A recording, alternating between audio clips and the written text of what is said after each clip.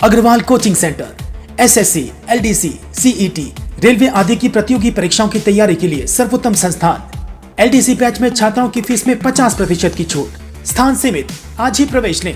संपर्क करें गणेश मिल, गंगापुर सिटी 9667003170 और 810450। देखो वो आनंद लेते हो, सुनो। और मस्त बात, 2 साल के बाद में कवि सम्मेलन हो रहा है। 2 साल जैसा कि कहा है, 2 साल तक कोरोना रहा, 2 साल तक कोरोना रहा, लेकिन गंगापुर वाले तो कोरोना का लोड लेते ही नहीं है। सही बता रहा हूँ भाई साहब। एक छोरे ने मेरे फोन लगाया गंगापुर से, मैंने बोले कि भाई साहब तो गाइडलाइन का हिस्सा है। अरे कि वो ठीक है, लेकिन लड़कियों के मास्क नहीं लगना चाहिए, भले लड़कों के खूब लगे। अरे मैंने कहा बीमारी कोई मेल फीमेल थोड़ी देख रही। अरे कि नहीं भाई साहब, नहीं लगना चाहिए। उस लड़के ने जो जवाब दिया, अगर वो गंगापुर का हो तो दोनों हाथ उठाकर इस कवि सम्मेलन को शुरू करना। उसने कहा कि लहर लहर समझा था, सुनामी निकली, तारका की बुआ पूतना की मामी निकली, और आलिया भट्ट समझ के गया जिस मास्क वाली के पीछे, मास्क उतारा तो वही नारायणी मांगी और बदामी निकली।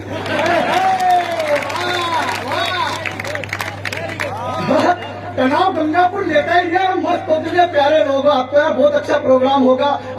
यार ऐसे मत बैठो सर, प्लीज मैं निवेदन करता हूँ। आप ऐसे बैठोगे तो हमें ऐसा लगेगा जैसे आप मोहम्मद जलालुद्दीन अकबर और हम अनारकली, वो भी किसको चली।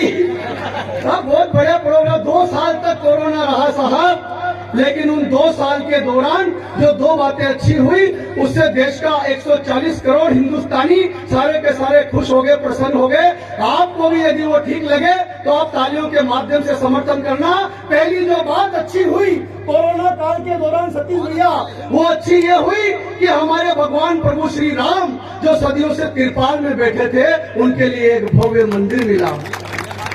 वाह वाह वाह। और दूसरी अच्छी बात जो हुई वो ये हुई कि बिना परीक्षा के छोरे छोरी पास हो गए। अच्छा देखो, वो क्या है कि जो कुशाग्र की बुद्धि है, शार्प माइंड है, टैलेंटेड है, उनकी बात अलग है गंगापुर वालों। लेकिन ऐसे ऐसे ढेपे जिनकी 9 साल की मार्कशीट टोटल करो तो 30% नहीं बने, वो भी 90% लेकर के पास हो गए। 2 साल तक छोरे छोरी स्कूल भूल गए भाई साहब, और ऑनलाइन पढ़ाई के नाम पे मोबाइल पकड़ा के कमरे में बंद कर दिया। अब उसने जो ऑनलाइन पढ़ाई करी वो क्या करी वो वही जानता है। सही बताओ, मैंने एक छोरे से पूछा, मैंने कहा कौन सी क्लास में पढ़ता है? बोले व्हाट क्लास। तभी एक लड़की पास से निकल रही, उसको देख के बोला फर्स्ट क्लास। मैंने कहा मूर्ख स्कूल जाता है? बोले व्हाट स्कूल। अरे मैंने कहा याद कर भैया, दूध शादी ब्याह इमली का बूटा बेरी का बेर मास्टर शनि राम। अच्छा बोले स्कूल। मैंने कहा हाँ। तो उसने जेब से मोबाइल निकालते हुए कहा कि 2 साल से कोरोना है, ना पढ़ाई करो ना धोना है, परीक्षा दे या ना दे पास तो फिर भी होना है, हाथ में मेरे मोबाइल स्कूल नहीं जाना रे। मैंने कहा फिर? बोले फिर। मैंने कहा हाँ। तो बोले जनमन प्यार तुझे किया, बचपन का प्यार मेरा भूल नहीं जाना रे, बचपन का प्यार मेरा। अच्छा देखो साहब, 90% जुगनू भी मानो सूर्य का प्रकाश हो गए, सिक्के थे खोटे वे भी मानो खास हो गए, और प्रतिभा जाए भाड़ में, कोरोना की आड़ में पप्पू भी 90 अंक लेके पास हो गए। वाह वाह वाह। तो आप बहुत बड़े सुन रहे, मस्ती के साथ सुन रहे और मजा लो। देखो आप क्या है, इस कार्यक्रम में आए हो, गंगापुर वालों काहे के लिए आए हो? इस कार्यक्रम में मजा लेने के लिए। मुझे सतीश जी ने बुलाया काहे के लिए? मजा देने के लिए। तो गंगापुर के जानदार शानदार लोगों, मजे का शाश्वत नियम ये है कि मजा देने वाले से ज्यादा मजा लेने वाला एक्सपर्ट होना चाहिए। भगवान कसम सही बात बता रहा हूँ। हर जवानी में वो सलमान खान और राहुल गांधी नहीं ले पाए, और बुढ़ापे में बाबा राम रहीम ने।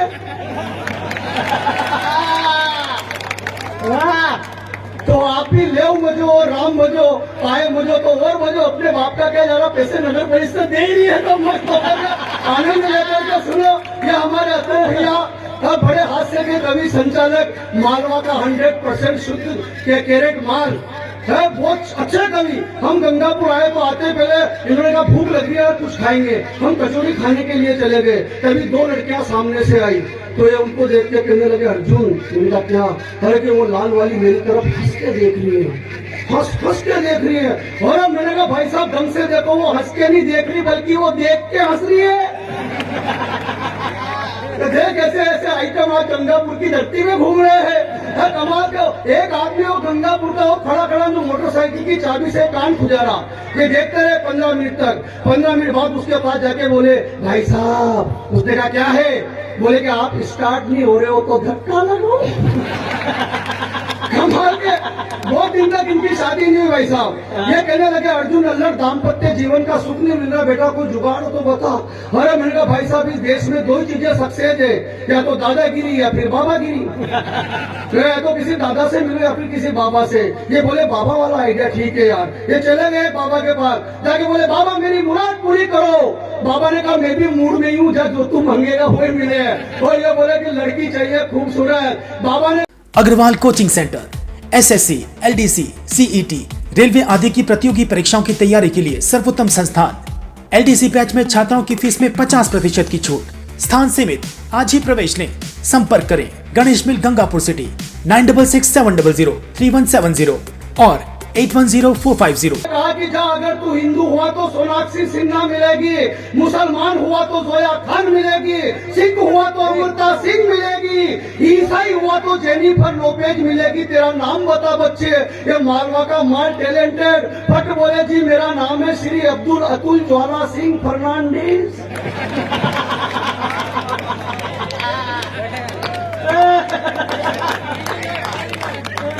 बढ़िया क्या वैसा बाबा का फोफड़ा खराब हो गया। बाबा ने चेले के कोनी मारी, बोले मालवा का माल ज्यादा ही शाना बन रहा है, जब इसका बहन मायावती के साथ मां गठबंधन। मेरी भी शादी नहीं भाई साहब, मैं भी गया बाबा के पास। वहाँ पर बाबा शरीर में आते थे, ऐसे बॉडी में प्रविष्ट होते थे। चबूतरे पर स्थान बना हुआ था, चिमटे उमटे गड़े हुए थे, पान सुपारी इत्र वगैरह, ढोल ढिमारे बज रहे, गन गन्ना गन ना गन ना गन कर। जब तक ताली नहीं बजाओगे ढोल नहीं बजेंगे, बाबा नहीं आएंगे फिर। गन गन्ना गन ना गन ना गन गन गन्ना गन गन गन्ना गन। जैसे ही बाबा शरीर में आए, बाबा ने कहा पूछो किसको क्या पूछना है। मैं चला गया और मैंने कहा बाबा मेरे छोटे छोरी नहीं हो रहे। उन्होंने वो ज्वार के दाने दिए, बोले कितने, अरे मैंने कहा को 4 है। तो फिर रेपुटेशन डाउन मत कर, 3 नीचे से उठा। कितने हुए, मेरा 7। बोले 7 महीने के भीतर भीतर खुशखबरी आएगी। तो मैंने पलट के कहा बाबा लेकिन मेरी तो शादी ही नहीं हुई। वो बाबा ने चिमटा निकाला और बोले बेवकूफ क्यों इफेक्ट में साइड इफेक्ट कर रहा है, अरे तेरे प्लाट के ठिकाने नियर बालकनी की डिजाइन सिलेक्ट कर रहा है। पाप के दलदल में खुद दस रहा है और मुझे दसा रहा है। अरे तेरा बैंक अकाउंट 0 बैलेंस और फोकटी एटीएम मशीन में कार्ड फंसा रहा है। सूखे रेगिस्तान में समंदर नहीं मिलेंगे, बेवकूफ जब जमीन ही नहीं होगी तो फूल के आसमान में खिलेंगे। निकल यहाँ से। और मैंने कहा बाबा नाराज मत हो, एक आध ऐसा मंत्र बता दो कि कोई छोरी पड़ जाए। बाबा ने कहा बेवकूफ ऐसे मंत्र हमें मालूम होते।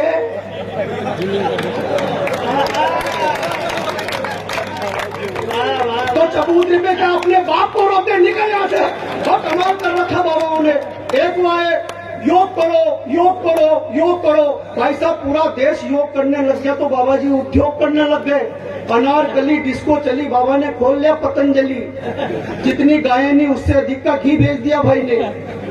लिखा हुआ नमक की थैली पर 2500 साल पुराना हिमालय की चट्टानों से खोदकर निकाला गया शुद्ध पतंजलि नमक। एक्सपायरी डेट 22 अक्टूबर 2022। मैंने कहा बाबा जी टेम पे खोद ले आए, इतना पड़ा ही एक्सपायर हो जाता है। कमाल बाबाओं ने। एक वो बाबा, अच्छा इमरान खान ने फोन लगाया पाकिस्तान से निर्मल बाबा को। जानते हो आप निर्मल बाबा को? बहुत आध्यात्मिक हो आप। फोन लगाया, बोले बाबा जी 370 हट गई, भारत की सेना घुस घुस के मार रही है, कृपा करो। बाबा ने कहा कौन? तो मैं पाकिस्तान का प्रधानमंत्री इमरान खान। बाबा ने कहा बेटा तुझ पर मैं क्या, मेरा बाप कृपा नहीं कर सकता। बोले कि नहीं बाबा कुछ तो कृपा करो। निर्मल बाबा ने जो जवाब दिया, गंगापुर वालों यदि आप समझ जाओ तो एक हाथ खामोश ना रहे। आकाश की खुली फिजाओं में लहराते हुए तालियां देखना चाहता हूं। निर्मल बाबा ने कहा बेटे इमरान, कभी तिरंगे झंडे का नाम सुना है? बोले सुना है बाबा भारत का राष्ट्रीय ध्वज नेशनल फ्लैग, बोले कभी पाकिस्तान लाए हो? बोले बाबा कभी नहीं लाए। बोले मूर्ख, कृपा वहीं पर अटकी हुई है जहां उसको लाहौर कराची में लहरा दो, कृपा आनी शुरू हो जाएगी। कोई कविता नहीं लिखी मैंने पाकिस्तान पर, 2 कौड़ी का टुच्चा देश, क्या कविता लिखो। लेकिन मैंने कल्पना करी कि पूरा हिंदुस्तान प्लाट, अपन प्लाट खरीदते हैं, इंजीनियर नक्शा बनाता है, पूरा हिंदुस्तान प्लाट जिसमें चीन और पाकिस्तान नाम के 2 अवैध बाड़े, ये भी अपने नाम रजिस्ट्री हो गए। कहां पर क्या बनना चाहिए निवेदन करता हूं, एक एक पंक्ति पर आपका समर्थन चाहता हूं। कहां क्या बने पूरा हिंदुस्तान प्लाट कि राजस्थान गुजरात बनेगा शयन कक्ष, हरियाणा पंजाब में रसोई बनवाएंगे, एमपी बिहार महाराष्ट्र में अतिथि कक्ष, पूजा घर उत्तर प्रदेश में सजाएंगे, कि कश्मीर केरल तमिलनाडु होंगे मुख्य द्वार, बैठक के लिए बाकी राज्यों को मिलाएंगे, तो चीन में बनेगा बाथरूम नहाने धोने हेतु, उस पाकिस्तान में तो शौचालय बना। हमें डर नहीं है गंगापुर वालों पाकिस्तान से, हमें डर नहीं है अफगानिस्तान से, हमें डर नहीं है चीन से। हमारे बड़े भैया सिद्धार्थ देवल जी यहाँ पर बैठे हुए हैं जो उदयपुर से आए हैं। हमें डर किन से है? मैं निवेदन करना चाहता हूँ, हमें सरहदों से डर नहीं है, क्योंकि सरहदों पर सैनिक के रूप में हमारे शेर खड़े हैं, और जब तक हमारे शेर वहां खड़े हैं किसी लकड़बग्गे की औकात नहीं है भारत में आके बम विस्फोट कर दे। हमें डर किनसे है? आतंकियों के लिए कोई मौका नहीं होता। आतंकवाद में यदि देश को झोंका नहीं होता और 2-4 जाहिरों को चौराहे पर गोली मार दी होती तो उदयपुर में कन्हैया लाल के साथ धोखा नहीं होता। अच्छा क्या, लेकिन मुझे तो हंसाने के लिए बुलाया है, तो आप तो क्या है कि मत रहो, ज्यादा ज्ञान तो मैं देता नहीं हूँ भाई साहब, इसलिए मैं देता ज्ञान देने का काम इन बड़े कवियों का है।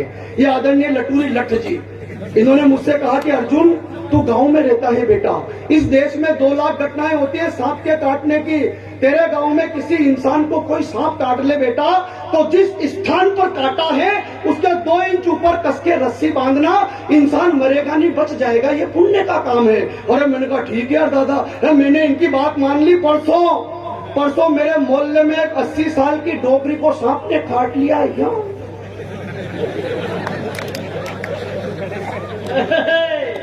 मैंने कहा पुण्य कमाओ भाई साहब, अपन ने कस के रस्सी बांध दी, 15 मिनट में डोगरी की फाइल सड़ गई।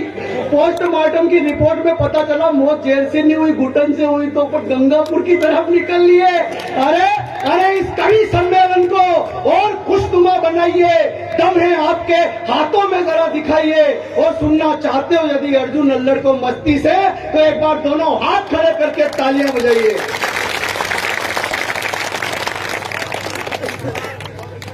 और माइक वाले भाई साहब इसका वेट बढ़ाइए, क्योंकि बेबी को बहुत आध्यात्मिक हुआ प्यार। समझ रहा हूं मैं गंगापुर वालों के लक्षण, आप सब मेरे मानने के हो। बढ़ाया क्या? नहीं बढ़ाना था। हम कवियों को हमारी लुगाइयां सीरियस नहीं देती, तू क्यों लोड ले रहा है? ऐसे कहना वापस वैसा ही कर दो, हम माइक के बारे में कुछ नहीं जानते, लेकिन ऐसे कहना पड़ता है। एक कवि के गांव में कवि सम्मेलन हुआ, उसने गांव वालों पे इंप्रेशन झाड़ने के लिए माइक वाले से कहा इसका बेस बढ़ाओ, इको बढ़ाओ, ये करो वो करो। माइक वाले का दिमाग खराब, उसने ऐसा माइक सेट किया कि 15 मिनट में कवि का गला खराब तो परफॉर्मेंस खराब। रात के 12 बजे घर चला गया, जाके दरवाजा बजाया, ए जी दरवाजा खोलो। मैं आ गया तो अंदर से आवाज आई कि दरवाजा तो खुल रहा है, आप तो अंदर ही चले आओ। वैसे भी सोनू के पापा तो कवि सम्मेलन में गए, जो हम कुछ नहीं जानते, तुम्हारे हिसाब से सेट करो। बेबी को ट्रेवल से ज्यादा भेस पसंद है, गुजर को गाई से ज्यादा भेस पसंद है, वकीलों को जमानत से ज्यादा केस पसंद है, सल्लू को अनुष्का से ज्यादा ऐश पसंद है, केजरीवाल को विकास से ज्यादा कलेश पसंद है, और नरेंद्र मोदी जी को पत्नी से ज्यादा देश पसंद है। तालियां आपकी कम लगी मुझे।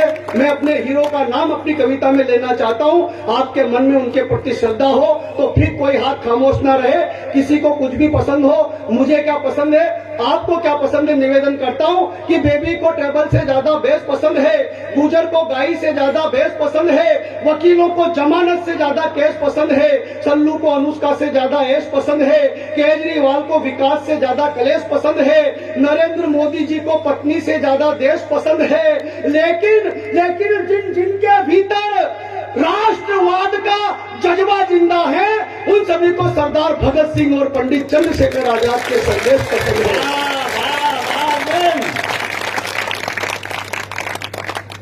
क्योंकि मेरी किस्मत ही मेरी तकदीर हो गई।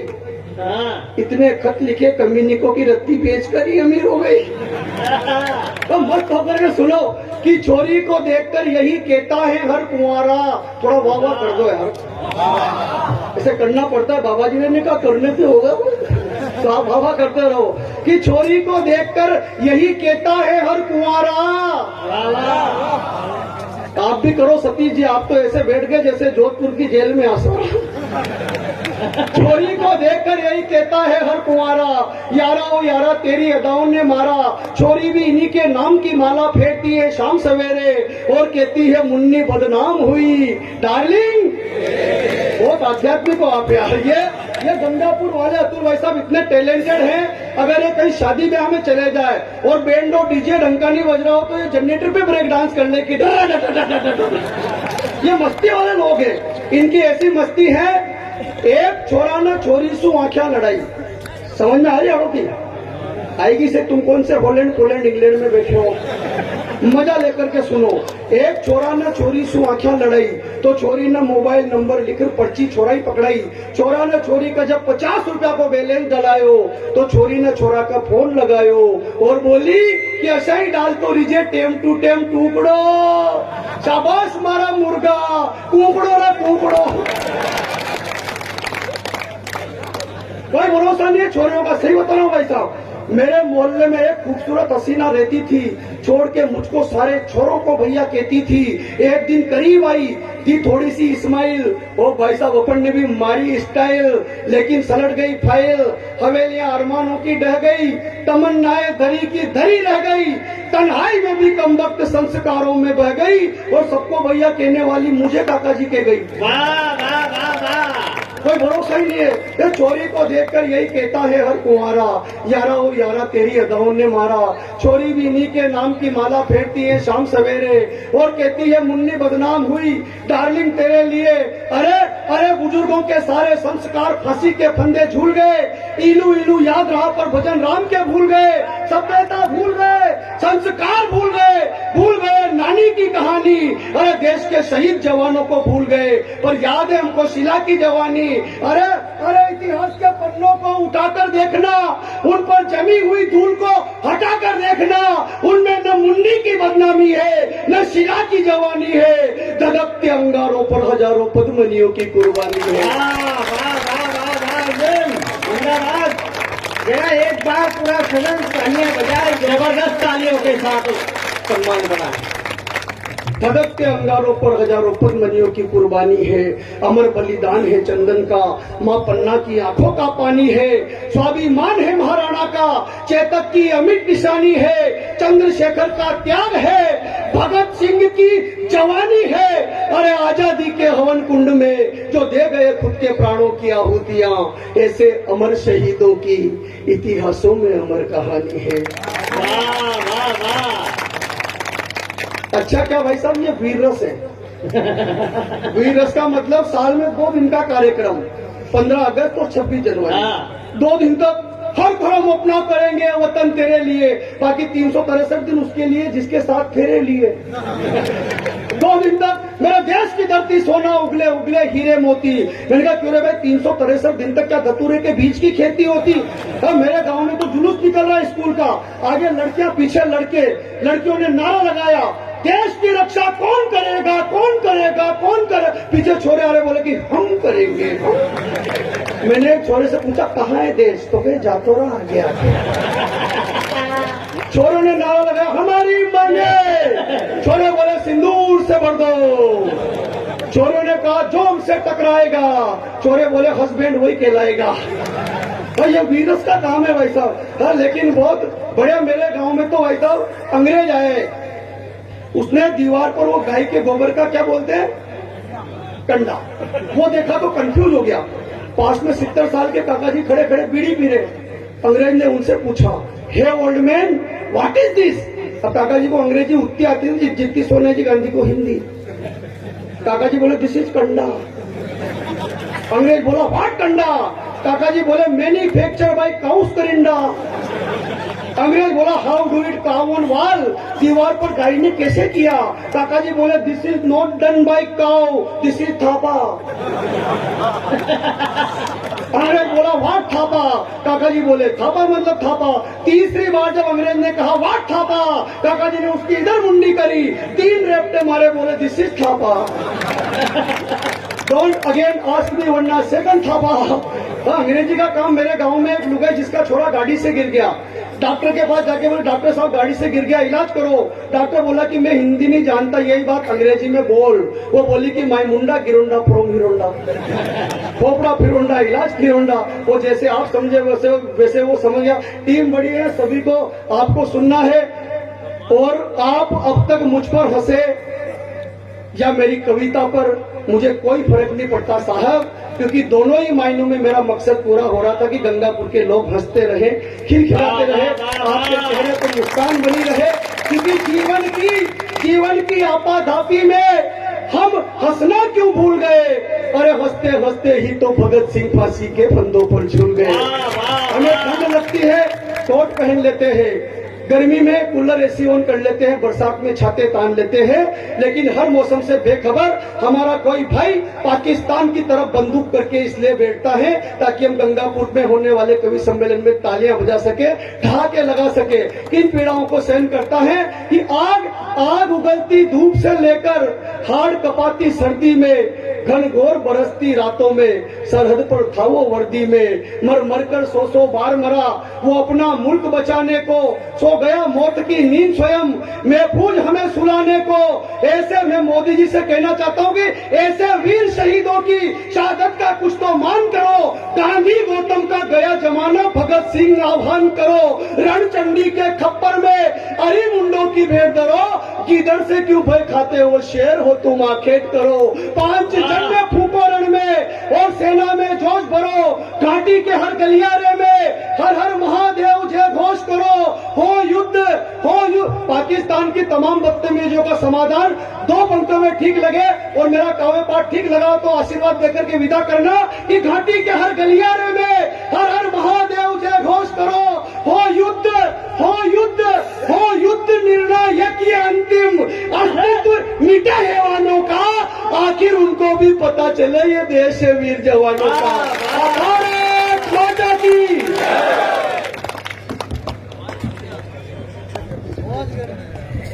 पूर्व मेला अध्यक्ष श्री हरगोम जी कटारिया मंच पर आए। ललित जी पार्षद मंच पर पधारे।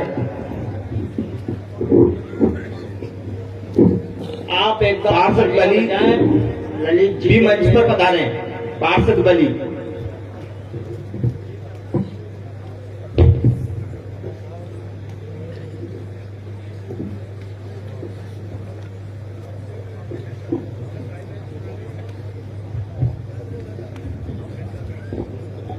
गीतांश इसी बीच हमारे ऊपर चले जा टीकमगढ़ से आए कवि अनिल तेजस्वी जी भी अवतरित हो गए हैं। आप उनके लिए भी एक बार जोरदार तालियां बजाएं।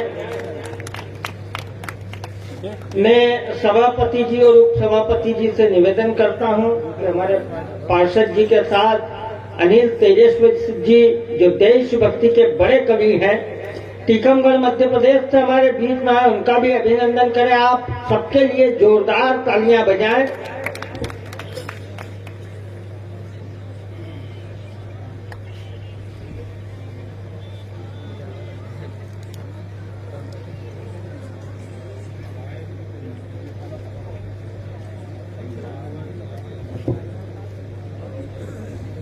बहुत बहुत बढ़िया। अनिल तेजस्वी जी, आप थोड़ा लेट हो गए तो रुपट्टे में ही निपटाना पड़ा, नहीं सन सब कवियों को साफे भी बांधे थे।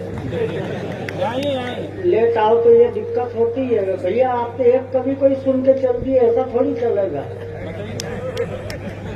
एक उंगली बताकर का जाएगा, ठीक है। अब भैया हर कवि के बाद उठ जाओ तो वो जो तकिया पड़ा उसको भी सांस लेने दो। तो आनंद आप भैया के लिए तालियां बजाओ जरा एक बार। अर्जुन अल्लाह ने आपको अगर खूब हंसाया हो तो एक बार अर्जुन के लिए पूरा सदन तालियां बजाए। अर्जुन अल्लाह ने जिस तरह से हंसते हंसाते हुए जहां लाकर बात छोड़ी, क्या हास्य व्यंग की बात करें। मैं 4 पंक्तियां पढ़ता हूँ। हमारे महनीय अतिथि मंच पर हैं, हमारे राजेश जी बैठे हैं। देखो आप बढ़िया, क्या युवा मोर्चा 6-7 जगह बैठा हुआ है मंच पे। मैं 4 पंक्तियां पढ़ता हूँ कि क्या हास्य व्यंग की बात करें। देश की स्थितियां कहाँ से चली थी कहाँ आ गई कि भगत सिंह के देश में जिंदा कसाब मांग रहे हैं। मैं एक महत्वपूर्ण कवि को इस क्रम पे खड़ा करना चाहता हूँ। अगर मुझे लगा कि ये क्रम उन्हें सुनवाने का है बड़े कवि को, अगर आपकी तालियां ये तय कर देगी तो मैं उस कवि का नाम इस माइक से ले लूंगा। क्या स्थितियां है, क्या बात करें हास्य व्यंग की कि भगत सिंह के देश में जिंदा कसाब मांग रहे हैं। धारा 370 क्यों हटा दी, जवाब मांग रहे हैं। और जो खा गए देश को कुर्सियों पर बैठकर दीमक की तरह, वो राम भक्तों से चंदे का हिसाब मांग रहे हैं। आपकी तालियां कमजोर है। इन तालियों को बड़ी इसलिए करना, कवि को इसलिए बोलना पड़ता है और आपका समर्थन उन बातों पर इसलिए जरूरी है क्योंकि बॉलीवुड से एक जो आंधी चली कि पूरे देश को विकृत कर दिया जाए, तब एक फिल्म आई जिसमें पूरे बॉलीवुड को घुटने पर लाकर खड़ा कर दिया। वो फिल्म आपने भी देखी होगी, तब कश्मीर फाइल।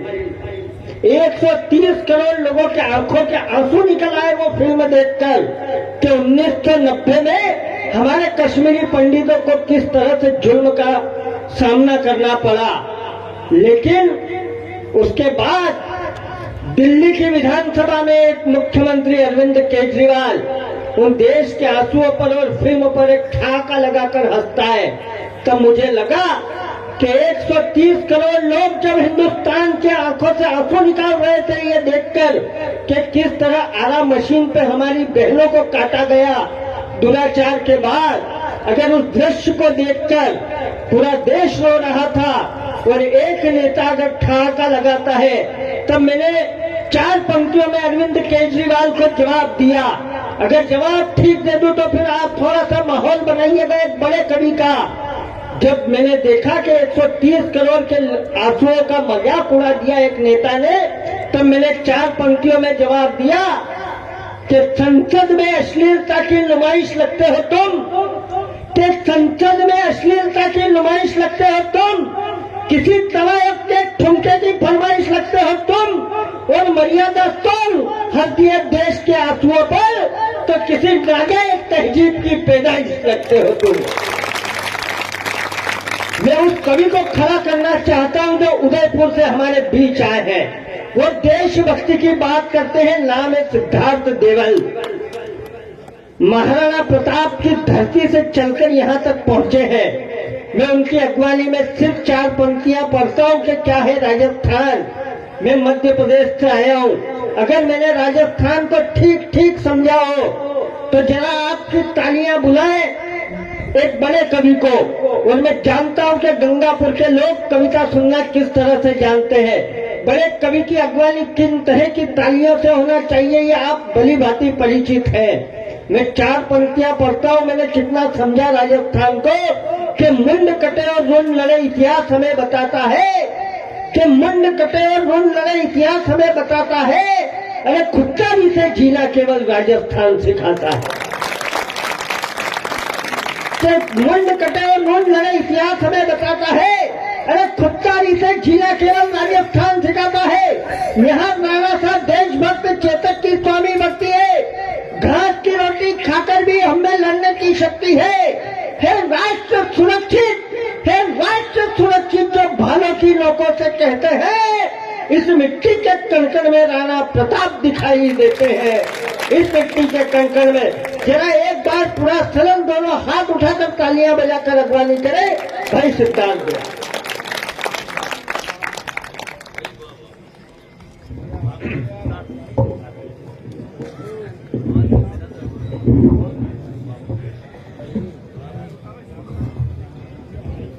दुष्टों का दुराचार लिखूं, मैं संतों का सत्य लिखूं। छिपा रहा जनमानस से वो श्वेत धवल नेपथ्य लिखूं, मैं शूरों की जीत लिखूं और मैं जौहर की रीत लिखूं। जिसको सुनकर धड़ लटते वो उत्साही संगीत लिखूं, स्वामी भक्ति की ढाल लिखूं और मैं वीरों के शस्त्र लिखूं। पति युद्ध में काम आते मैं उस विधवा के वस्त्र लिखूं, लवकुश भरत ध्रुव को मिलते वो बचपन के बीज लिखूं। बूढ़ी माँ की आंखें तपती सैनिक की दहलीज लिखूं, वरदेना में भूख लिखूं, संग्राम लिखूं, चित्कार लिखूं। रोटी गरीब पर प्यार लिखूं और कुर्सी पर धिक्कार लिखूं। न महलों के जय घोष लिखूं, ना सामंती अंदाज लिखूं। हे मात शारदे वरदेना में भारत की आवाज लिखूं। हे मात शारदे, हे मात शारदे वरदेना, हे मात शारदे। धन्यवाद। थोड़े से आप जल्दी आ गए। जल्दी से आ गए, 60 साल हो गए इनको आए। कोशिश कर ही रहा था और शिव भैया आप आ गए। दोनों कभी आपके एवरेज बहुत अच्छा देते हैं। हाँ, ये गंगापुर का पानी की खराबी है। मैं प्रणाम करता हूँ आप सभी को। इसका बेस मेरा ये बन नहीं रहा है, इसका संपर्क, इसका बेस तो इसको अच्छे से आप ही इसका हेलो हेलो हेलो हाँ ठीक है, इको कम कर दो। 5-10-15 मिनट में भी बैठना चाहता हूँ। थैंक यू भैया। पूरा नगर परिषद के सभी लोग यहाँ पर उपस्थित हैं। आदरास्पद मंच, सामने उपस्थित राजस्थान के सवाई माधोपुर और रणथंभौर की इस ऐतिहासिक जमीन से गंगापुर सिटी में साहित्य और संस्कार की इस बड़ी मिट्टी पर विराजे हुए आप सभी बड़े लोग, कुर्सियों पर बैठे हुए मेरे आदरणीय, मैं आप सभी को हृदय से प्रणाम करता हूं। मैं वहां से आया हूं जहां से 20 किलोमीटर दूर चेटक की टापे गूंजी थी। उस हल्दी घाटी के क्षेत्र से मैं आप लोगों के बीच में यहां पर आया हूं। आपकी तालियों ने मुझे आशीर्वाद दिया है, मैं प्रणाम करता हूं। कविताएं मैं सुना दूंगा और मैं सबसे निवेदन करता हूं कि 2-5 मिनट बैठ जाइएगा। ये आप ही के चेयरमैन साहब हैं। एक तो क्या ये सतीश जी को इन कैमरामैन पे भरोसा नहीं है कि फोटो खींचेंगे कि नहीं खींचेंगे। बहुत ही अच्छा वातावरण। एक बार मुझे जरा तालियां देके मन दे दीजिए। आप लोग कितने आए हैं, बढ़िया है। मैं यहाँ पर उपस्थित हूँ। मेरे दोस्तों, आदरणीय अतुल भैया ने जो परिचय कराया कि लोग खड़े होते हैं और हिंदुस्तान के सैनिकों को गालियां दे देते हैं। तालियां बहुत अधिक मैं इसलिए भी नहीं मांगता हूं कि मैं जिस राजा के साथ में, जिस राजा के वंश में हम बड़े हुए हैं, मैं पास चला जाऊंगा। इसको तेज मत करना, मैं आगे पीछे होता रहूंगा, है? इसको मत करना, बैठ जाओ। बहुत ही अच्छा साउंड कर दिया, बहुत अच्छा कर दिया। ऐसा कभी भी नहीं था पहले। तो बहुत अच्छा हो गया। हेलो हेलो हाँ, बहुत बढ़िया। सारे पार्षद आपने यहाँ पर बिठा रखे हैं सर, और कर्मचारी उधर हैं। बहुत अच्छी व्यवस्था है आपने की है, मैं आपको प्रणाम करता हूँ। इन दिनों क्या है कि सभी लोगों को पास में बिठाना जरूरी है, क्योंकि पता नहीं कौन CMR में चला जाए और कौन धारीवाल जी के घर पर। वाह वाह वाह वाह। रखना, मैं कवि वीर रस का हूं लेकिन तनाव का नहीं हूं, कि जितना तनाव लेना था हमारे महाराणा प्रताप ने ले लिया। इस देश की आजादी के लिए, उस भगवे की रक्षा के लिए, हिंदुत्व की रक्षा के लिए, संस्कारों की रक्षा के लिए, जिस दिल्ली को इतना अहंकार है कि वहां पर बैठा हुआ कोई नेता सैनिकों को गालियां देता है। आपके बेटे ने सिर्फ 8 पंक्तियां लिखी थी, एक बार दिल्ली में जाकर सुनाई थी उन लोगों को। आज मेरा मन हो गया, मैं वो सुनाता नहीं, लेकिन अतुल भैया ने माहौल बनाया जो सैनिकों का विरोध करते हैं। कल जनमत करवाओगे गंगा के पावन पानी पर। मिले आप लोगों का भी लोगों को इनको लगना चाहिए कि बड़े पढ़े लिखे पार्षद चुने गए हैं। मैं निवेदन करता हूं, सुनिएगा। कल जनमत करवाओगे गंगा के पावन पानी पर, या कि जनमत करवाओगे सैनिक की कुर्बानी पर। कल जनमत करवाओगे कि क्यों भारत को मां बोले, जिन जेलों में आतंकी है क्यों ना दरवाजे खोले। राष्ट्र ध्वज क्यों लहराए, कल इस पर जनमत करवाना। वंदे मातरम क्यों गाए, कल इस पर जनमत करवाना। और गंगापुर सुन के बताएगा क्या अंतर होता है नेता और सैनिक में। आपका बेटा अगर अंतर बता दे तो उस अंतर का अभिषेक आप कैसे करते, मैं पहली बार देखना चाहता हूं। तुम पानी के निरे बुलबुले, कुछ घर के मेहमान हो, तुम कुर्सी की नगर वधू हो, वोटों के अरमान हो। अरे सैनिक की तो बात छोड़ दो, काम करो बस तुम इतना, पहले ये जनमत करवाओ तुम किसकी संतान हो। पहले ये जनमत करवाओ। कुर्सियों से तालियां आई, मुझे अच्छा लगा। कुर्सियों से तालियां आती तो जनता को बहुत अच्छा लगता है। मैं प्रणाम करता हूँ। भगवान जाने पता नहीं आप लोगों पे अंधेरा क्यों किया हुआ है। वही लफड़ा वही है कि किधर इधर से उधर नहीं कूद जाए। आराम से सुनिए, आप बहुत अच्छा सुन रहे हैं, मैं प्रणाम करता हूँ। मैं सुनाऊंगा आपको, क्योंकि मुझे लगभग 5 या 6 बार भाई सतीश कुलसिन्हा जी ने आमंत्रित किया था, लेकिन उन सब कार्यक्रमों में पेमेंट अच्छा था, तो इन्होंने कहा कि इनको इस कार्यक्रम में बुलाना है। इन्होंने मुझे आज इस कार्यक्रम में बुलाया कि आप पहले यहाँ आइए और चेयरमैन साहब को, आदरणीय को सुनाइए, इनको पसंद में आएगा तो फिर आपको अच्छे कार्यक्रमों में बुलाएंगे। कहीं सगस जी के उत्सव है, कहीं जश्न बलदानी का, यहाँ कटारे रक्त पी गई पर बोले अभिमानी का। मुझे शुरू करिएगा, मैं कविता तक पहुंचना चाहता हूँ। बहुत बड़ी जमीन है ये, बहुत बड़ी जमीन है। मैं आपके बारे में ज्यादा नहीं कहना चाहता। कहीं सगस जी के उत्सव हैं, कहीं जश्न बलदानी का, लेकिन मैं जिस जगह से आया हूँ वह मोहब्बत में दीवाना हुआ कोई चुंडावत जब युद्ध में जाने से मना करता है तो हारी रानी शीश काट कर दे देती है। मैं उस जगह से आया हूँ जहाँ कोई बदतमीज अल्लाउद्दीन खिलजी चित्तौड़ की दीवारों से टकराने की कोशिश करता है तो उसके सर से सिर्फ रक्त की धारा बहती, वो हमारी माँ पद्मिनी को देख नहीं सकता। मैं उस जगह से आया हूँ जहाँ पूरा हिंदुआ साम्राज्य अंधेरे में होता है तो एक पन्ना अपने बेटे को कटा कर कहती है कि बेटों से बड़ा तो ये देश हुआ करता है। मैं उस जगह से आप लोगों को निवेदन करता हूँ। कहीं सगत जी के उत्सव है, कहीं जश्न बलदानी का, यहाँ कटारे रक्त पी गई बरबोले अभिमानी का, यहाँ सवार गौरेशन करते गाथा जयमल पत्ता की। वो स्क्रीन चल रही है क्या उधर? अगर वो स्क्रीन चल रही हो तो उसकी जरूरत नहीं है, आप इधर थोड़ा ठीक रहेगा। उधर के लोग फिर क्या वहां देखते हैं, स्क्रीन पे तालियां बजाएंगे तो इन लोगों को लगेगा इसकी नहीं बज रही है, और स्क्रीन तो जानती नहीं ताली क्या होती है। वो दोनों दिक्कत है। इसको बंद कराने से कवियत्रियों के समय में आप लोगों को सुविधा रहेगी। मैं वो पहले मेरा तो कुछ नहीं, मैं तो कर दूंगा। स्क्रीन बंद कर दीजिए। कम ही तो लोग हैं, इतने कम लोगों के लिए इतनी अधिक व्यवस्थाएं की गई है। आप इधर देखिएगा, ठीक है? मैं निवेदन करता हूँ कविता के माहौल में आ जाइएगा। आप बहुत कमाल सुन रहे हो बच्चों, आप सब खड़े खड़े सुन रहे हो, जबकि इतना बड़ा ग्राउंड है। आपके मन में जो कविता के प्रति खड़े रहकर सुनने का सम्मान का भाव है, मैं इसको भी प्रणाम करता हूँ। बहुत बहुत अच्छे से। कितना मुश्किल काम है साहब, खड़ा रह के कोई सुनता है क्या? इतनी जगह है, इतनी व्यवस्थाएं हैं, इतनी कुर्सियां हैं, खाली आप आगे आ गए भैया। आप बहुत अच्छा, आपको मेरी बात समझ में आ गई। ये खड़े नहीं है, इनको चेयरमैन साहब ने खड़े कर रखे हैं वहाँ।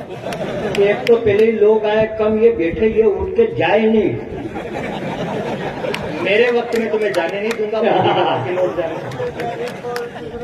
आदरणीय शिव चतुर्वेदी जी और सतीश भैया, सभी पार्षदगण और सभी, आइए चचा आइए, आपका स्वागत है। मैं आप पर भी एक कविता सुनाऊंगा, आपको सुनकर अच्छा लगेगा।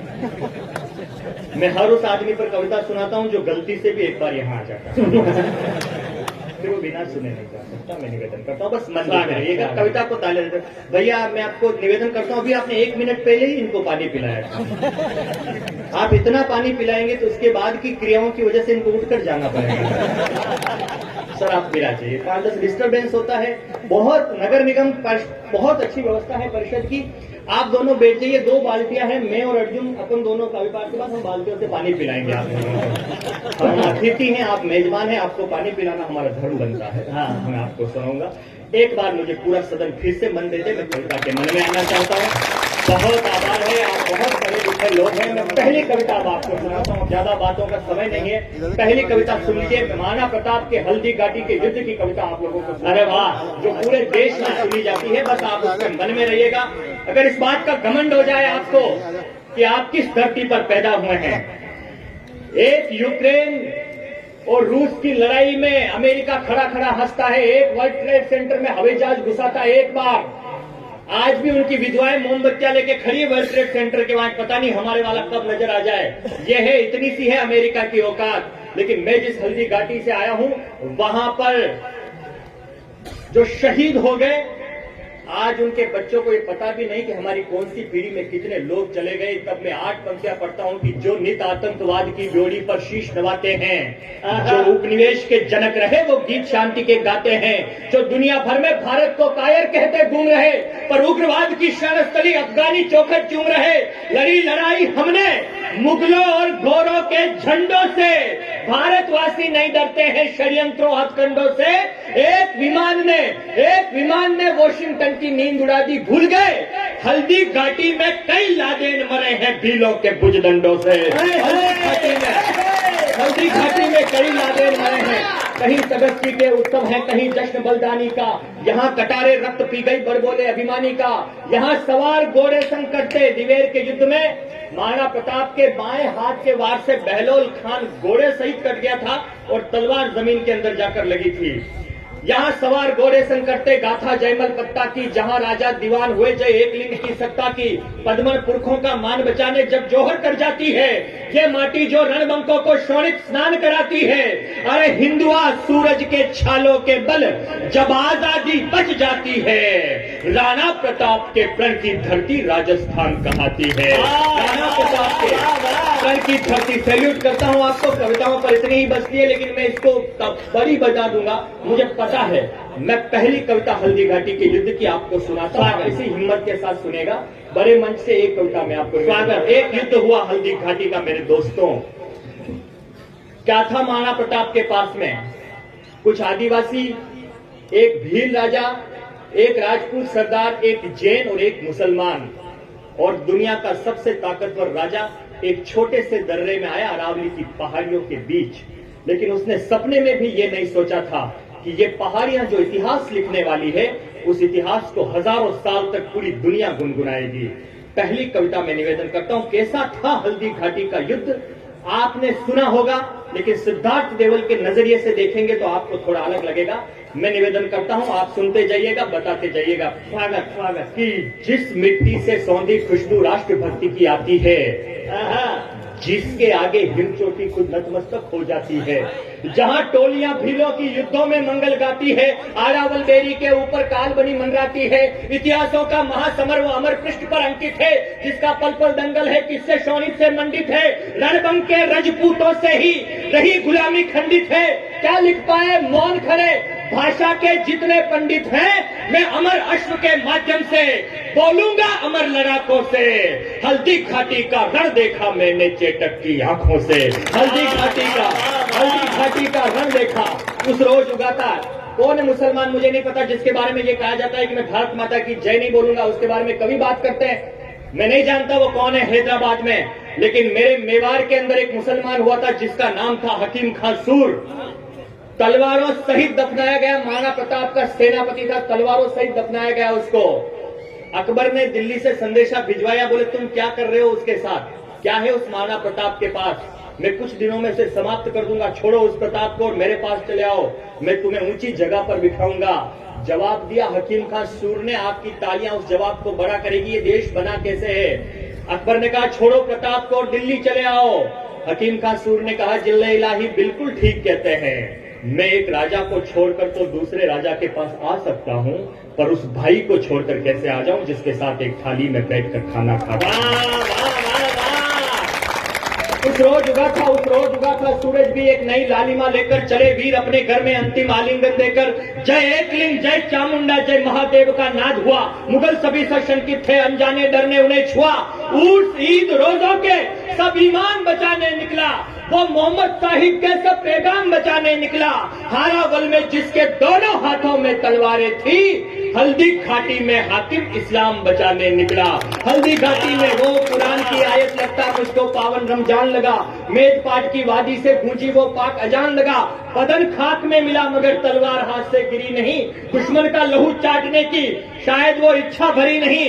ऐसा बंदा जिसकी बंदगी सारी खुदाई करती थी, हाकिम नमाजी अल्लाह का जालिम दिल्ली भी डरती थी। वो महाराणा की सेना का एक गंगा जमनी सूरज था, उसकी नजरों में मक्का मदीना राजस्थानी धरती थी। उसकी नजरों में मक्का मदीना। जय जिनेंद्र के स्वर से सा राणा के कान से टकराए। युद्ध चल रहा था और युद्ध में महाराणा प्रताप के कानों में एक स्वर गूंजा, जय जिनेंद्र। तो महाराणा प्रताप ने देखा ये कौन है, बोले ये तो जैन है, यहाँ लड़ने कैसे आ गए। मैं इतिहास का एक दृश्य आपको और सुनाता हूं कि जय जिनेन्द्र के स्वर सहसा राणा के कान से टकराए, सम्मुख केसरिया पहने भामा अभिवादन ले आए। भावुक राणा ने झटपट भामा को गले लगाया, कर्ण दतीची सा दानी वो युद्ध क्षेत्र में आया। क्षण भर सोचा, राणा बोले आप नहीं लड़ सकते हो, वनिक कर्म है युद्ध देव की भेंट नहीं चढ़ सकते हो। बोले तुम जैन हो, मैं लड़ने नहीं दूंगा। जवाब भामाशाह का समझ में आ जाए तो बताइएगा, मैं आपसे निवेदन करता हूं। वनिक कर्म है युद्ध देव की भेंट नहीं चढ़ सकते हो।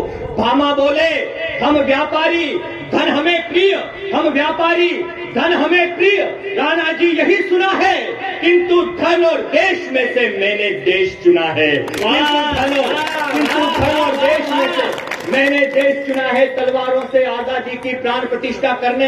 हे भवानी आज्ञा दे दो मातृभूमि हित मरने, मैं पीछे हट जाऊं मेरा वंश कलंकित होगा, मेरे त्याग का ये किस्सा अक्षर सा अंकित होगा।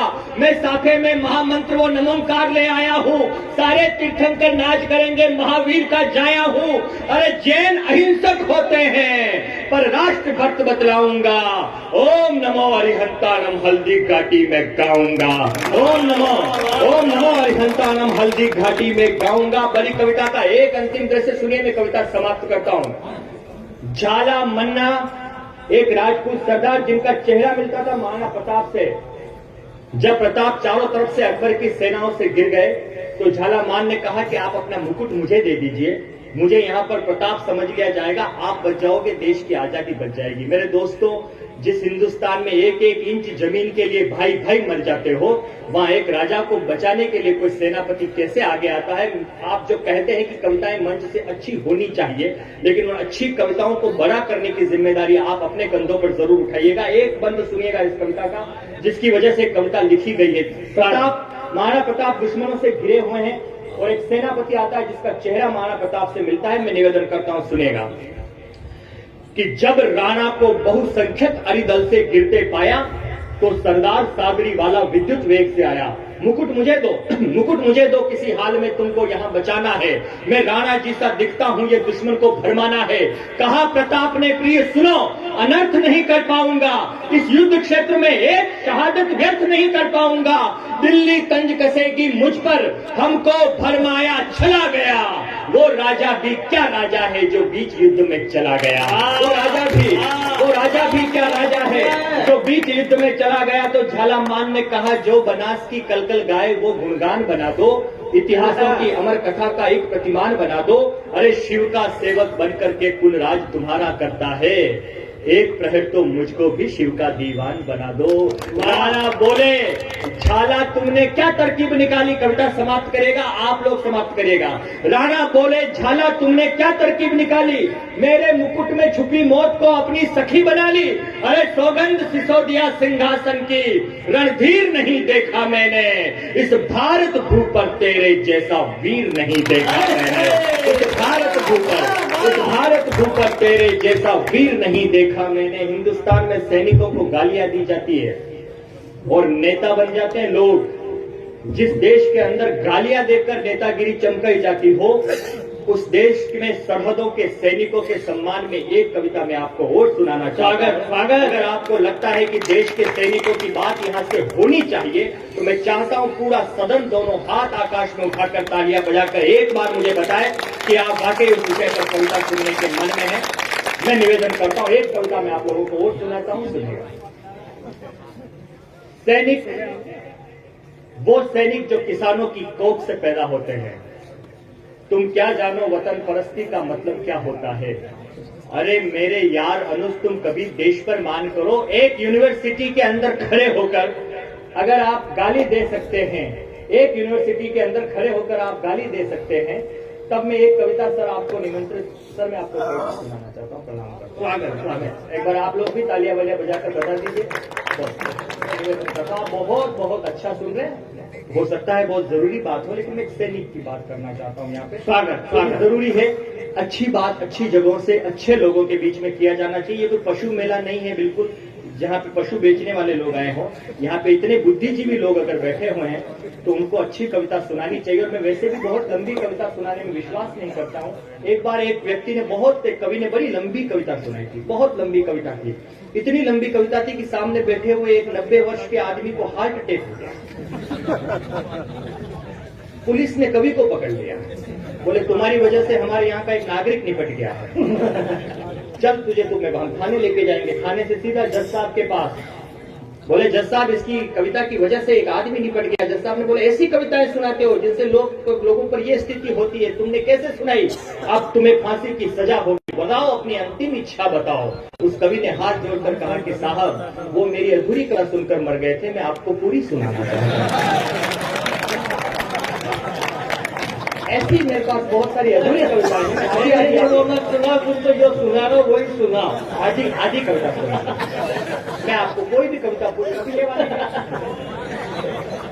भैया, इनको लगता है कि ये वीररस का कवि है जिसको ऐसे ही बैठ के सुन लेंगे, होता नहीं, हम सब कर लेते हैं। पर सतीश भैया कहते हैं कभी भी बारिश आ सकती है। हम मेवाड़ वाले तो तरस गए, बारिश आती नहीं है। जिनके नहीं आती वो तरस रहे हैं, जिनके आ रही वो खुद ही बरस रहे हैं। तो ये अलग अलग स्थितियां हैं, लेकिन आप लोग बहुत अच्छा सुन रहे हैं। यहाँ सदन में माता बहनों की उपस्थिति लगभग नगण्य के बराबर है। तो आप कोशिश करिएगा कि जब आप घर जाएं तो उन्हें भी कभी कभी कवि सम्मेलनों में भेजा करिए, ताकि वो भी यहाँ पर कविताएं सुने, थोड़ा अच्छा रहता है। मैं सैनिकों के समर्थन की एक कविता आप लोगों को सुनाने का मन करता हूँ। अगर हिंदुस्तान जिंदा है तो वो सैनिकों के लिए। मेरे भाई ने कहा कि मेरे शहर में कोई ऐसी घटना घट गई थी, हालांकि मैं उस विषय पर न तो सुनना चाहता हूं न बात करना चाहता हूं, क्योंकि वो एक ऐसा दर्द था कि मेरे पर्यटन की नगरी उदयपुर, जिस पर हजारों पर्यटकों के रोज पांव पड़ते थे, वहां की एक घटना ने मेरे शहर को कलंकित कर दिया। लेकिन मेरा उदयपुर शहर वो नहीं है। मेरा उदयपुर शहर वो है जहां पर जो व्यक्ति आता है उसी शहर का बनकर रह जाता है। आप उसको वैसे ही याद रखिएगा। मैं निवेदन करता हूं कि आप एक यूनिवर्सिटी में खड़े होकर सैनिकों को गालियां देते हैं और लोग सुन लेते हैं, लेकिन कभी नहीं सुनता। चश्मे की धुंधलाती आंखों से सपने पालोगे कैसे? और एक पंक्ति सुन के बताइएगा कि कविता के लोग हैं। मैं उस सैनिकों के गीत तक पहुंचना चाहता हूं। चश्मे की धुंधलाती आंखों से सपने पालोगे कैसे? जेएनयू भी नहीं संभलता, देश संभालोगे कैसे? जेएनयू भी कोई बात नहीं, जेएनयू भी नहीं संभलता, देश संभालोगे कैसे? अरे मेरे यार अनुज, तुम कभी देश पर मान करो, इतिहास हमारा कैसा था ये जरा बैठकर ध्यान करो। हमारे इनकम टैक्स के पैसों से चलने वाले विश्वविद्यालयों में हमारे ही सैनिकों को गालियां दे दी जाती है और हम सुन लेते हैं। तब मैं निवेदन करता हूं कि अरे मेरे यार अनुज, तुम कभी देश पर मान करो, इतिहास हमारा कैसा था ये जरा बैठकर ध्यान करो। क्लास, किताबें, फिल्म, लड़कियां, इससे आगे भी जाओ। जो बेवा रण बेटा भेजे उससे मिलकर के आओ। एक कैरियर बन जाने पर इतना नहीं तना करते हैं, दारू सिगरेटों को पीकर जश्न नहीं मना करते हैं। फूहर गानों, फास्ट फूड पर शाम बिताने वाले सुन लो, बर्गर पिज्जा खाने वाले सैनिक नहीं बना करते हैं। बर्गर पिज्जा खाने वाले सैनिक नहीं बना करते हैं। तुम क्या जानो वतन परस्ती का मतलब क्या होता है? तुम क्या जानो आतंकी हमला हो तब क्या होता है? तुमने अपना पल पल सौंपा गाती हस्ती दुनिया में, तुमने खुद को सौंप दिया ख्वाबों की बस्ती दुनिया में। क्या तुमने पढ़ा कभी मेजर शैतान की कुर्बानी को? क्या तुमने जाना कभी 47 की दर्द कहानी को? क्या तुमने अपने कानों से रणभेरी का नाद सुना? तुमने लोभ, प्रपंच, प्रमाद, विलासिता का स्वप्न बुना? धरती माँ कुर्बानी मांगे, क्या होता है सैनिक? धरती माँ कुर्बानी मांगे तो जीवन का मोल दिया, काल समाहित हो जाए जब सिंहों ने मुंह खोल दिया। वेतन छोटा और वतन बड़ा, वो भारत माँ के बेटे हैं। तुमने हिम्मत कैसे कर दी उनको ऐसा बोल दिया? तुमने हिम्मत के जिस वर्दी को पहन हमीद ने टैंक के टैंक उड़ा डाले। ये वो हिंदुस्तान है जहां हेमराज का सर कटा और फिर भराया गांव में, उसके ऊपर तिरंगा रखा हुआ था। बुआ रो रही थी। एक पत्रकार ने बुआ से प्रश्न किया, बोले आपके भतीजे का सर काट के ले गई पाकिस्तान की सेना, क्यों काट के ले गई होगी? हमारे बड़े व्यंग्यकार शांति जी की एक जबरदस्त टिप्पणी है, आप उछल पड़ेंगे कि क्या कह सकती है हमारे यहाँ की नारियां, तुम्हारे भतीजे का सर काट के ले गई है पाकिस्तान की सेना, तुम बता सकती हो क्यों ले गई? हिंदुस्तान की उस वीरांगना ने अपने आंसू पोंछे और हाथ जोड़कर उस पत्रकार से कहा कि बिल्कुल सही बात है, मैं जानती हूं मेरे भतीजे का सर काट के ले गई है वो कायर सेना, लेकिन वहां के सैनिक अपनी सेना को बताना चाहते हैं कि ये देखिए ये हिंदुस्तान के सैनिक का सर है जो कट तो सकता है पर झुक नहीं सही। वाह वाह वाह वाह। हम वहां पर हैं, हम उस जगह पर हैं जहां पर ध्रुवेंद्र भदौरिया जी ने 8 पंक्तियां लिखी थी जब तिरंगा उनके ऊपर था, सर नहीं था, धड़ था और पूरा परिवार रो रहा था। तो रोती हुई बहन ने आंसू पहुंचकर अपनी भाभी से कहा कि इसका सर कहां रह गया। पूरे गांव में चर्चा चल रही थी कि इसका तो सिर ही नहीं है, इसका सर रहा कहां पर। तो आंसू पहुंचकर बहन ने उसकी सैनिक की पत्नी से कहा कि दादी का दुलार भूला, बाबुल का प्यार भूला, मोतियों की माला मेरी आज तक न लाया है, होली के रंग भूला, दीपों की उमंग भूला, बार बार राखी का त्योहार बिसराया है।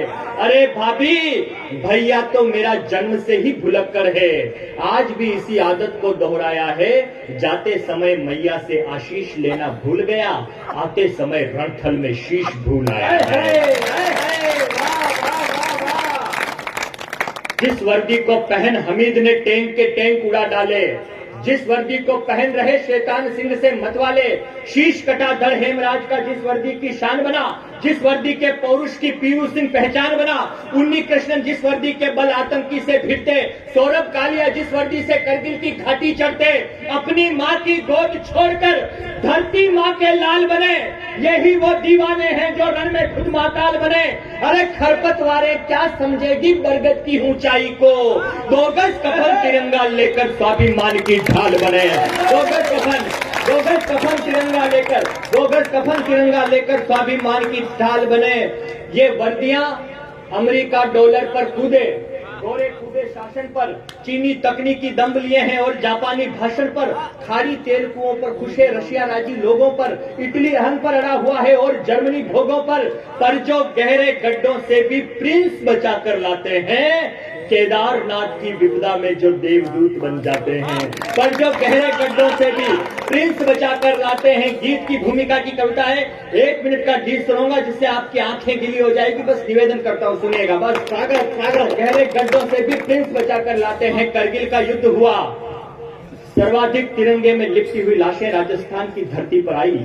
हमारा शेखावाटी अंचल का एक क्षेत्र है जहां का झुंझुनू जिला है, वहां का एक सैनिक जब युद्ध में गया तो उसकी मां ने उससे कहा बेटा मैं तेरी शादी करना चाहती हूँ।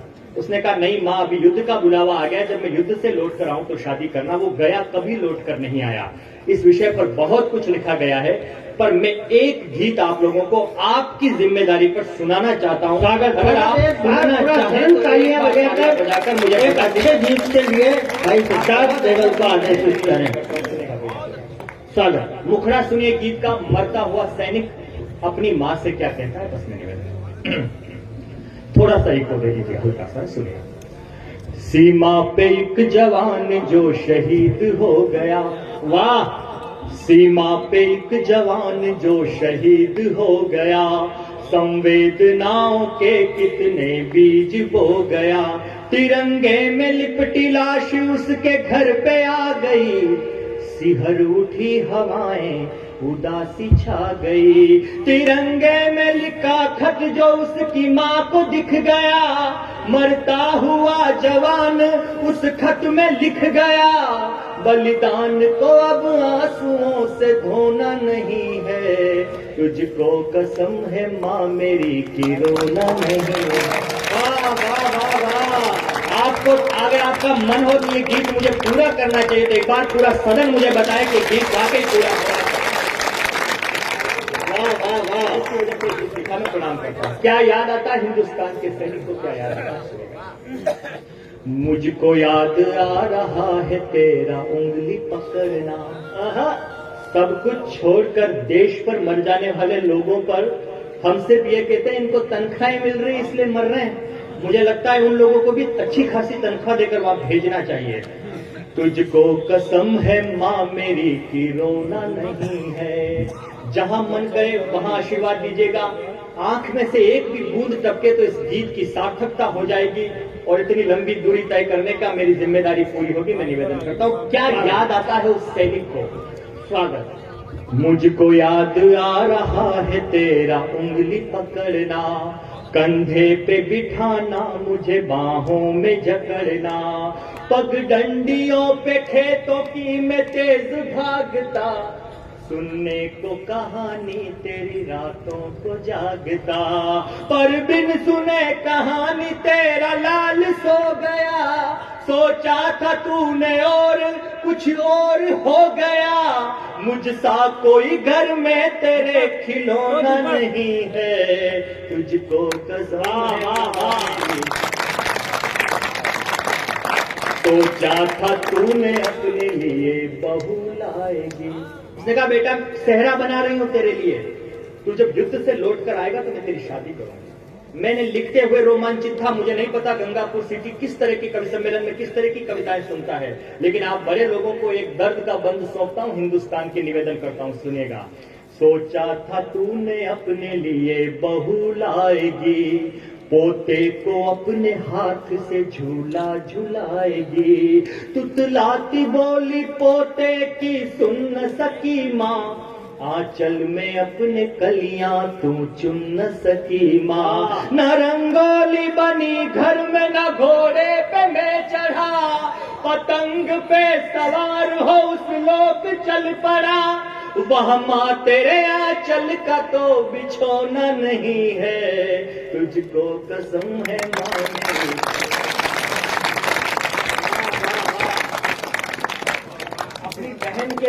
अपनी बहन के लिए क्या कहता है वो? वाह वाह वाह वाह, बहुत बहुत धन्यवाद। मैं डरा हुआ था, मेरा मन था कि 2-4 मालाएं मेरे पास भी आए तो वो आए। सुनिए आप किसी भावना के साथ स्वागत, स्वागत। क्या याद आता है? अपनी बहन के लिए एक जिम्मेदारी सौंपता है, बहना से कहना। सर थैंक यू सर, धन्यवाद, बहुत बहुत धन्यवाद। सोना सर चलिए, क्या याद आता है सर? बहना से कहना। आप जैसे डूबते हैं, बड़े भाई आदरणीय गोविंद राठी जी इस मंच पर हैं, प्रेरणा जी हैं, बहन है, हमारे आदरणीय अनिल भैया हैं, रटूरी जी हैं, सतीश जी और प्यारा भाई अर्जुन, और आपका संचालन है शिव भैया।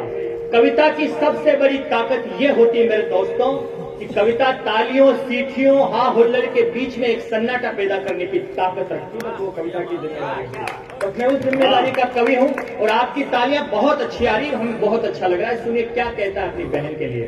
तुझको कसम है माँ मेरी कि रोना नहीं है, बहना से कहना राखी पे याद ना करे, किस्मत को न कोसे कोई फरियाद ना करे, अब कौन उसे चोटी पकड़ कर चिढ़ाएगा, कौन भाई दूज का निवाला खाएगा, कहना के बन के भाई अब की बार आऊंगा, सुहाग वाली चुनरी अब की बार लाऊंगा, अब भाई और बहन में मेल होना नहीं है, तुझको कसम है माँ मेरी कि रोना नहीं है। वाह वाह वाह, बाबा से कहना उनका दुलारा चला गया। एक जिम्मेदारी निभाई, दूसरी छूट गई। बाबा से कहना उनका दुलारा चला गया, बुढ़ापे की लाठी घर का सहारा चला गया, अब कौन उन्हें देश की खबरें सुनाएगा, कौन धोती कुर्ता पगड़ी दिलाएगा, उम्मीदों का महल उनका सारा पल में ढह गया, बेटे का सारा फर्ज ही अधूरा रह गया, बेदर्द निकला बेटा ये सलोना नहीं है, तुझको कसम है माँ मेरी की रोना। गीत का अंतिम बंद सुनाता हूँ। मेरा मन था कि मैं आपको खुद सुनाता, लेकिन इस गीत का अंतिम बंद सुनाया गया और पूरा सदन तालियों से मुझे बताइएगा कि आपने कैसा मुझे सुना। मैं आपका आशीर्वाद पहली बार इस गीत पर मांगता हूं, जिसकी वजह से एक गीत लिखा गया। मैं वहां तक बैठूं तब तक अगर आकाश में तालियां गड़गड़ाती रही तो मुझे लगेगा कि आपने सैनिकों को प्यार दे दिया, उनका समर्थन कर दिया। सिद्धार्थ देवल का हुआ या ना हुआ, लेकिन सैनिक का होना चाहिए। मैं निवेदन करता हूँ, सुनिएगा। तुझको कसम है माँ मेरी कि रोना नहीं है, सरकार मेरे नाम से कई फंड लाएगी, वाह, चौराहों पे तुझको तमाशा बनाएगी, अस्पताल स्कूलों के नाम रखेगी, अनमोल शहादत का कुछ दाम रखेगी, पर दलालों की, आप विदा करेगा, पर दलालों की दलाली पे तू थूक देना माँ, बेटे की मौत की कोई कीमत न लेना माँ, भूखे भले मखमल पे हमको सोना नहीं है, तुझको कसम है।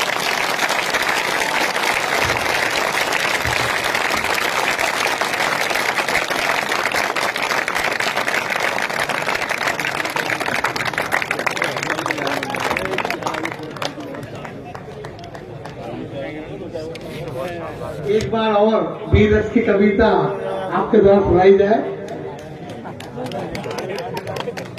निकाल रहा चार पांचे तो अभी गए लोग, कहाँ चलो तुम? जरा एक बार चेयरमैन साहब भी सुनना चाहते हैं, उनका मन है, और मैं जानता हूँ कि ये राजस्थान की धरती है, ये वीरों की धरती है। अगर आप सुनना चाहते तो एक बार पूरा सरल दोनों हाथ उठाकर तालियां बजाकर फिर से एक बार बुलाए भाई सिद्धार्थ केवल को।